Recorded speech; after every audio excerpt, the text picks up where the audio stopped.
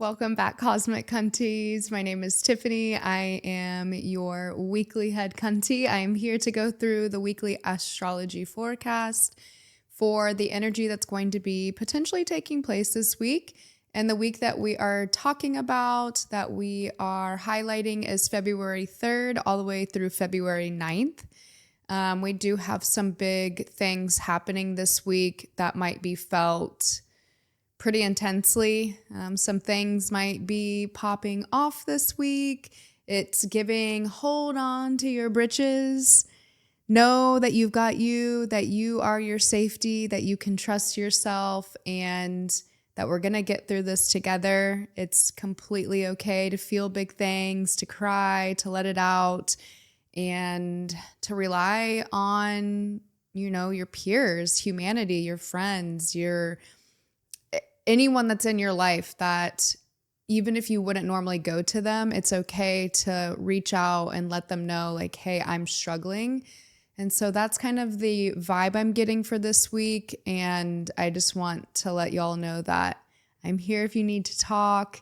If you have any questions, as always, please DM me on Instagram. All that information is down below, or put it in the comments. I can reply to you on YouTube as well. So be easy on yourself this week. It's not all like horrible or bad. I'm not trying to be like doom and gloom, but I'm trying to be as realistic as possible. And so I'm going to break this down day by day from Tuesday until next Monday, letting you know kind of what energy to expect for yourself, maybe how you're going to be feeling internally, and also what energy to expect from the external world, whether that be events that happen or ways that people behave or interact. And so that will kind of be the course of action. And of course, I have my favorite new segment where I am styling based on whatever the season is. So right now we're in Aquarius season, and Aquarius season is all about letting your freak flag fly so that you can find the other freaks and geeks that match your freak. And so with that being said, I am really focusing on clothes or outfits that are eccentric, different, unique, innovative, and a little bit of like, that's interesting. I would have never put that together. Colorful prints, clashing, just really letting yourself enjoy having fun dressing up. You are your own blank canvas, and you deserve to really take your own avatar to the levels that you desire. You get this avatar. You're the one that's going to do things with it, not anybody else. And so, today, if you've been watching the past couple of weeks, I have really gone full force into the Aquarius outfits. Today, I figured I would kind of like downplay or dampen or like not go as hard balls to the wall with the Aquarius outfit.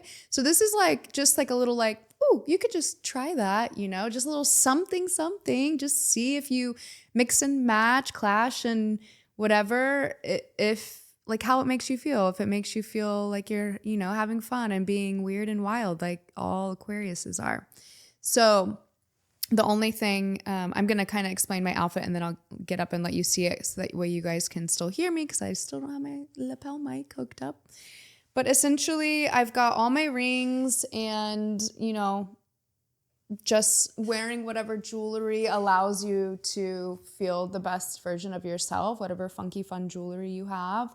I would suggest kind of layering those things, putting those things together. And then I've got this vest that is like, it honestly is like a curtain, I think, or it's giving curtain. It's giving old couch from the 70s. It's floral, it's colorful, it's like blues and like pinks and yellows and greens. But like if you could feel it, it gives like curtain or couch. Is this ASMR? I'll probably end up editing that out, but meaning like when I edit the sound, it might take it out, but hopefully you guys got a little ASMR in there. And then I've got this black and white striped button down, simple. And then I've just got some like wide leg black denim and some high heeled black boots. Not the typical ones I wear. I figured I'd change it up a little bit for y'all.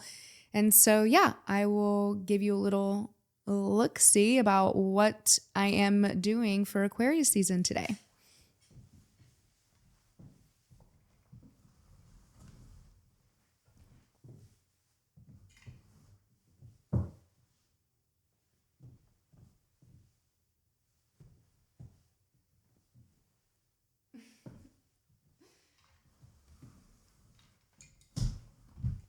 Okay, so without further ado, we'll get into the actual astrology of the week and talk about kind of how this might appear in your world and, yeah, what maybe you'll feel inside. And the more I do this, because the more that you can be aware of what's happening energetically outside, what are the cosmos doing outside of you, the more you can be like, oh, I might be feeling like this today, or, oh, it makes sense I'm feeling this way today, or, oh, it makes sense that this happened to me today.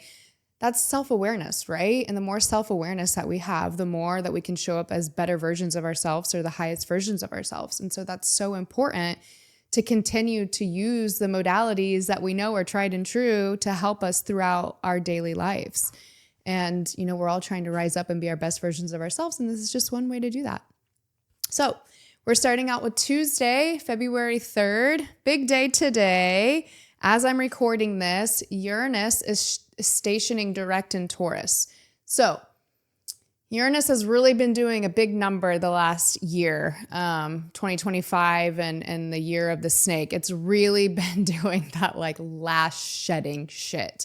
It is honestly, I'm a Taurus rising, and so Uranus being in Taurus has been there for 7 to 8 years, and it's been doing this movement of like going through my first house, which is all about self-identity, self-expression. Who am I? How do I appear in the world? How do I hold myself out in the world? What are my beliefs? Like really just shaking it up as Uranus does. Uranus is the planet of shaking things up, of shaking things loose. And it gets a bad rap because people don't like chaos, right? People don't like things being flipped on its head or things taken away or things brought in, like what? And so it's this uncomfortability. It shakes things up in life. We all get really comfortable with the things that we do, with the habits that we have, with the ways we, our schedules, our routines. And Uranus comes in and is like, maybe you should think again about this routine. Is the routine still serving you and who you're trying to become? Or maybe you need a new routine, or maybe you don't need a routine anymore. And so thinking about that in the last 7 to 8 years, it's really going to matter where Taurus was or where Taurus is in your houses, in your wheel of time. Like what house does that fall in? Like I mentioned, mine was in the first house. So self-identity and self-expression has been like off the charts changing. Whatever house that was in for you, it's been changing drastically over the last 7 to 8 years. Now, last year we did get a taste of it moving into Gemini. It moved into Gemini and then briefly started to go backwards, and it's been retrograding in Taurus since. And so now it's finally going straight forward, direct in Taurus, and it's going to go into Gemini this year. And so it's kind of doing this one last sweep of whatever we need to shake up and shake loose in our Taurus house. And when planets are retrograding, that's more of like an internal reflection of ourselves, like inward of, what shakeups inward? What can I let go as far as like habits or thoughts? It's all about self when it goes retrograde. It's inward. And so now that it's going direct, everything that we've been refining and looking at internally is now going to start playing out externally. And so maybe I've had this idea of like, oh, I must show up as this person in the world. And something came through that was like, actually, that's not your identity, babe. That's something that you were holding true because that's what society told you was true for you. And it's that internal reflection of like, oh, you're right. That's not true for me. And then now it's going to play out at the external world. Now that I've had that realization of my identity, it's going to play out in the external world, and people are going to see like, oh, that's not who she is, or that's not how I put her into that box. And again, just a reminder, this is strictly about identity. So for me, because it's in my first house. So people that have a Gemini rising, that's what you're going to be going through once Uranus goes into Gemini. And so this Taurus placement, this final sweep through Taurus is all about self-worth and personal finances, abundance. Do you feel you are worthy of receiving the love you desire? Do you feel you are worthy of receiving the money and the wealth and the abundance that you desire? If not, then you haven't been receiving those things because you've been needing to work on your worth first. And that's what Taurus has been doing, and Uranus and Taurus has been doing. It's been shaking up our ways that we relate to love and abundance and our worthiness to receive these things, but more specifically in our houses. So like in the first house, mine is all about sorry, Ozzy's really going ham on this phone. So un momento, por favor.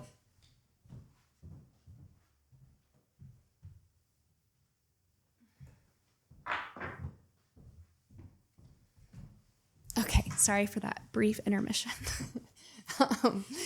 So anyways, it's really going to be kind of like that last final sweep of letting go of the things that keep us from knowing what our worth is.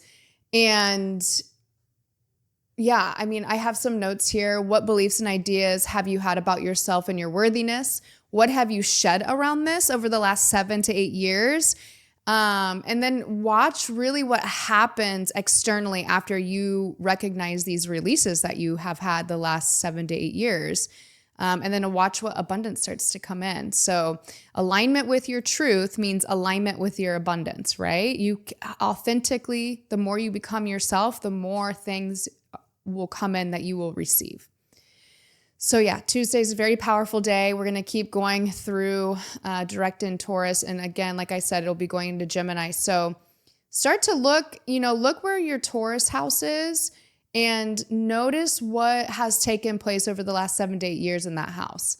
Now look to your Gemini house, which is the very next house, and see what topic that is. And that's where you're going to experience these shakeups over the next 7 to 8 years.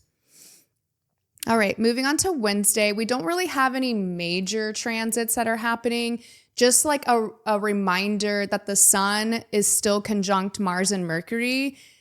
I'm sorry, the sun is still conjunct Mars and Mercury is still conjunct Venus, and that's all happening in Aquarius. So it's really still this energy of like what is best for humanity, still fighting for humanity, still fighting the good fight, the social causes. We're really coming off this Leo full moon, which I know was really potent and powerful for a lot of people, and a lot of people felt it. A lot of like ego deaths, ego shedding, ways that we're preventing ourselves from stepping into leadership roles.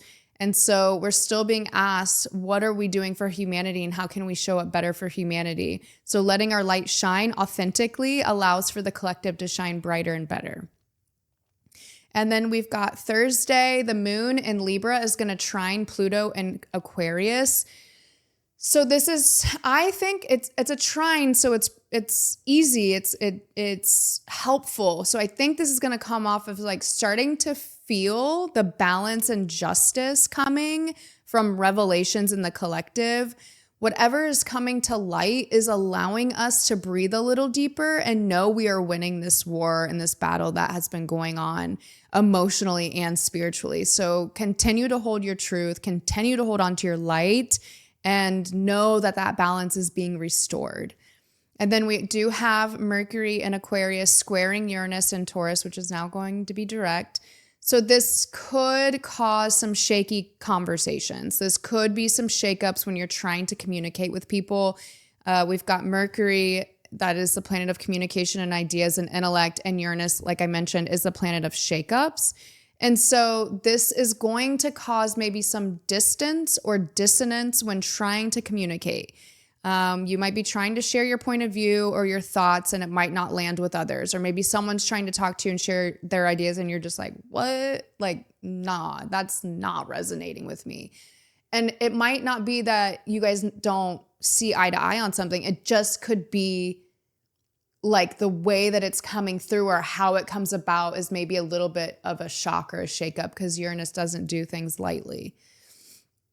And then Friday, we've got the sun in Aquarius trining the moon in Libra. So this really is a beautiful trine to help us feel that justice, to continue to focus on that justice that's happening, that is coming through somehow, some way this week. So really praying that something happens within humanity or a cause that we finally get like a collective exhale, and feel like just this breath of fresh air, that maybe a feeling of balance being restored. However, same day, we do have the moon in Libra, same moon that's trining the sun in Aquarius. It's going to be squaring Jupiter in Cancer. So although we may be feeling that balance and that harmony or a step toward it, there's still this like pessimism or shadowy background to the justice that we might be experiencing. It's like taking a step in the right direction, but knowing that there's a lot more that needs to be done to happen for true balance and justice to be restored. It could also come off as something like shaky or unstable that doesn't allow us to feel complete in the expansion within justice. So, Jupiter is all about expansion, Libra is all about justice. So it's kind of like this friction of like, we feel it with the trine between the sun and the moon, but like there's something that's not allowing us to like fully celebrate it in a way. It's kind of like we're still feeling restricted. Same day, Mercury is going to enter into Pisces. So we're going to start speaking our dreams. We're going to start utilizing our intuition and our creations, to vocalize those and to bring them into how we communicate with people. So communications like poetry or art speaking to you, like going to art museums, really could come to the forefront with this energy over the next few weeks. So don't fear sharing the ideas and visions that are coming to your mind. We need more creativity all the time. We are created to create. I read that earlier today and I thought it was so beautiful. And that's really what Mercury entering into Pisces is.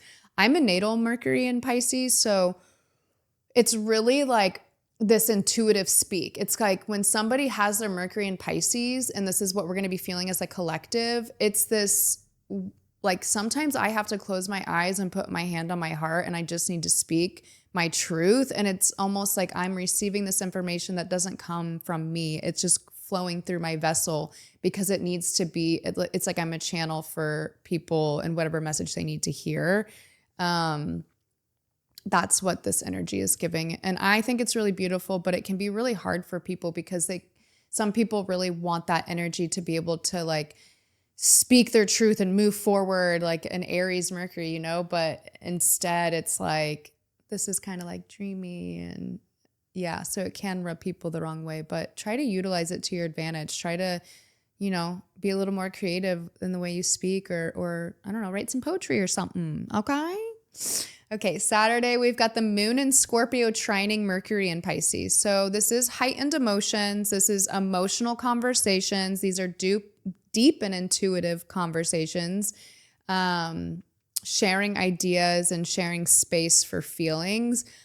Scorpio and Pisces are the deepest feeling signs in the zodiac. Like they are a well of emotions, and having the moon be in Scorpio is like very deep. So it's not just like all lovey-dovey la la land like Pisces. It can be very sharp and very intense because it's in Scorpio, but these are working together. So it can be dreamy.